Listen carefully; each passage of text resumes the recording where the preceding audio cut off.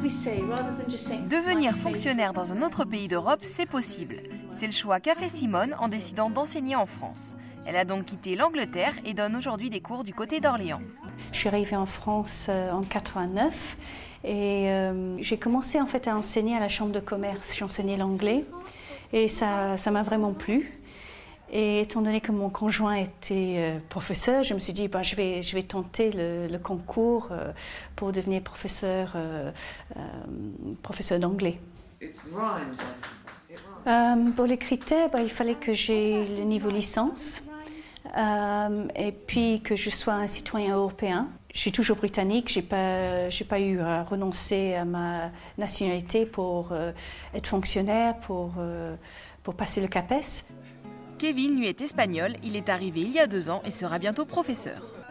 Je suis né à Séville et j'étudie à Séville. Et quand j'ai fini mes études, j'ai fait 2 maîtrises en anglais et en espagnol. Je croyais que je pouvais trouver de boulot à Barcelone et en fait, non. Je me suis retrouvé à envoyer des CV, obtenir aucune réponse pendant 2 ans. Alors, il y avait un ami qui travaillait ici, en France, et il m'a conseillé de venir.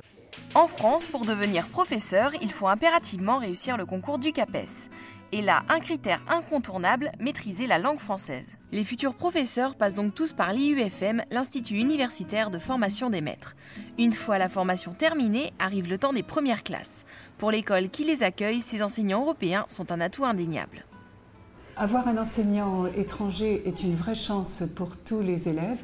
En éducation, il y a un grand principe qui est d'habituer les élèves à la diversité, à l'ouverture d'esprit.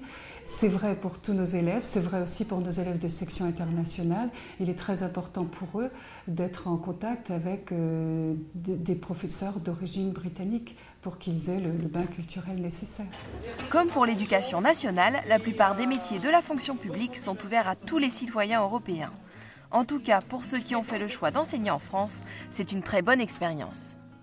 Si je devais résumer mon expérience ici en France, j'exprime beaucoup de gratitude envers la France parce que j'ai toujours perçu une ambiance favorable. J'ai toujours perçu qu'on avait de la place ici, que c'était bien qu'il y ait des professeurs de langue maternelle espagnole, qu'on était bienvenus. C'est ça que j'ai exprimé ici, que j'ai ressenti ici. Ah non, mais je suis ravie de mon parcours. Enfin, je suis professeure dans un collège rural avec des classes importantes.